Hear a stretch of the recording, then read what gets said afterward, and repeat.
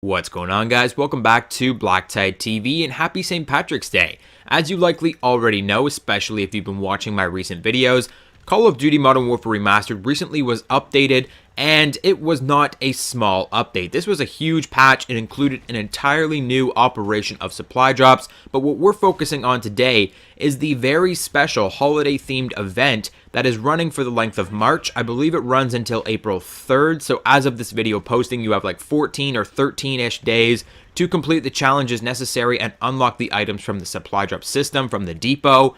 This is a very special St. Patrick's Day holiday event, and this is one of the first of the holiday events of the year, according to Raven Software, Raven Studios. They have said that there will be multiple holiday-themed events, and I hope to see more of these because they are very, very exciting, especially because the limited time content included with these events is not exclusive to supply drops. Granted, a lot of it is exclusive to supply drops, and you will have to be saving up your depot credits for the next holiday event. As Mr. Captain Graves says whenever you enter the depot with a ton of credits, what, are you saving up for a holiday or something? That's actually a hint. You should be saving up for these holiday events, as you can get very, very special, unique, really cool items. But the supply drop system isn't all that is involved in these special events, these special holidays. You can get free content through the completion of challenges, and we are just given content as well. For example, the Daybreak map is just given to us. This is a very special reimagined map of the map Downpour. Downpour being that crazy map that has rain, and it's really dark, and it's really brutal. A lot of people hate the map Downpour.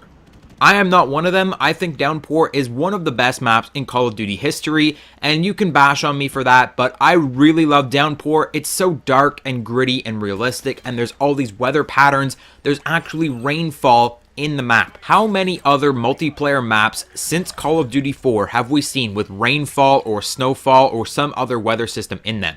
Barely any, right? Weather is completely mundane in Call of Duty, and that's why I really love Downpour, but a lot of people hate it because it's really dark, it's kind of hard to see enemies, and that's what makes it great for me because I love the gritty realism of it.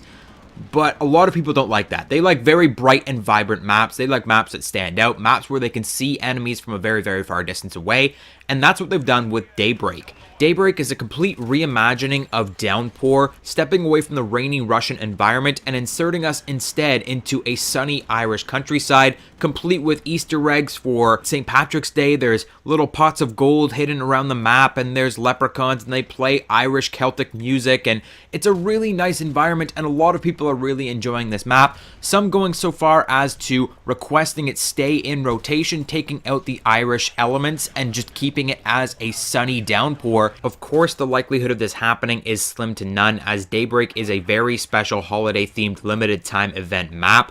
Now, on the other hand, similar to Winter Crash, we do have full access to this map in private matches, and we'll continue to have that full access when the event is complete, so you can play with your friends at some point down the line.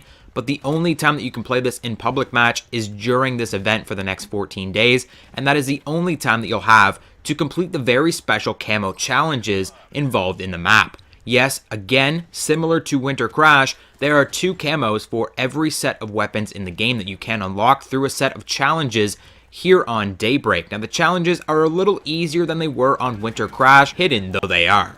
Raven Software and Activision, being the shady bastards that we all know them to be, left any information of these 2 camouflage patterns out of their very fancy release trailer for Shamrock Awe. So the only way that people will learn of these camouflages is by searching through their menu systems in time or watching videos like this one. Now, it's much easier to complete these challenges than it was for Winter Crash. They're a lot less of a grind, not to mention the existence of the 24/7 Daybreak playlist that you can find in your bonus playlist section. Looking back, there was no 24/7 playlist of Winter Crash until about 2 weeks into the event at least, leaving you with very little time to complete the challenges for Winter Crash. But here for Daybreak, we have a ton of time, 14 days remaining with a 24/7 playlist. Even the less experienced players and the players with less time on their hands should be able to complete the majority of these challenges, and at the very least, complete the challenge for their favorite set of weapons. So what are these challenges? How do you complete these? Most of these challenges are completed through doing specific tasks on Daybreak. In fact, all of them you will have to play on Daybreak, obviously.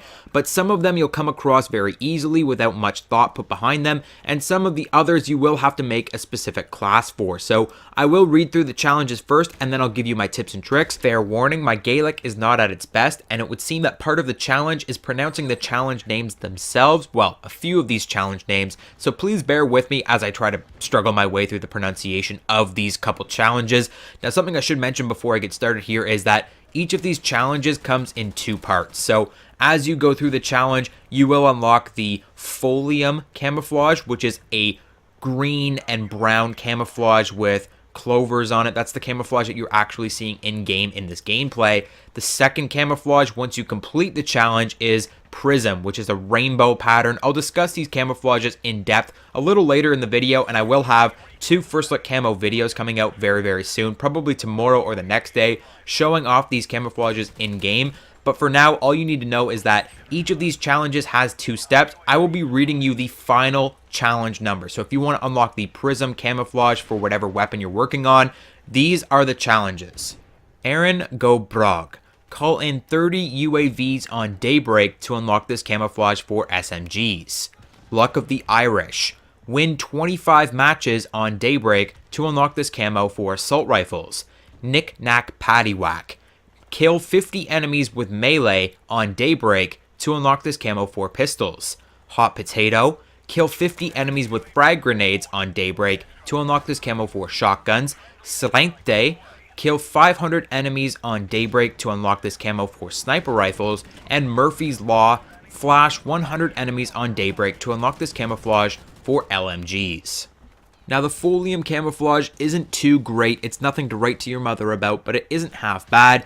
The Prism camouflage, on the other hand, is pretty damn nice, and it stacks really well with a couple of different weapon kits in this game, and I would recommend that you go ahead and unlock these camouflages. If not for the camouflages, then for the experience gain, you do get a bunch of extra experience for completing these challenges, and why not? It's just for fun. You might as well play on Daybreak while everyone else is and try to complete these challenges. Now, I've built you a very special class that you can be using to unlock the restricted camos, the camos that you won't get by just playing the game. So that would include the frag kills, melee kills, and flashbangs. So first off, what you're going to want to do is put on an SMG or a shotgun.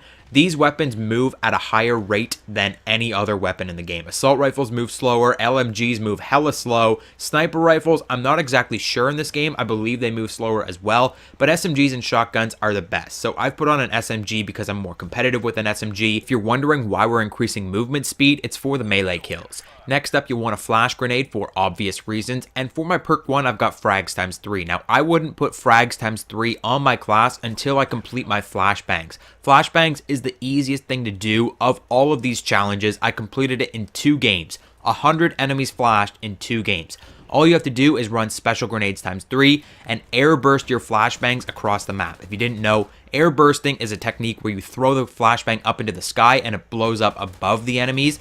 This will blanket an area and flash more enemies than throwing a flashbang directly at an enemy's face or directly into an enemy's spawn. Once you've completed flashbang, switch to frags times 3 and start voting for objective-based game modes such as domination and hardpoint, and throw your frags at those areas. 50 melee kills will cause you the greatest struggle, and so I advise UAV jammer to stay off the radar and extreme conditioning. You can also use dead silence for your perk 3, but I prefer extreme conditioning as I like to run into the enemy spawn as soon as I can and wait around corners with my melee weapon drawn. Using a melee weapon over the standard knife is the way to go, as it will reinforce the need for melee kills in your brain. If an enemy charges you and you are holding a standard rifle, you will instantly shoot at them with your rifle as a survival technique, whereas if you hold a melee weapon, your brain will be reinforced into thinking, man, I gotta get these melee kills, I want to finish this challenge, and you will find that you will get more melee kills when you are specifically holding a melee weapon and specifically going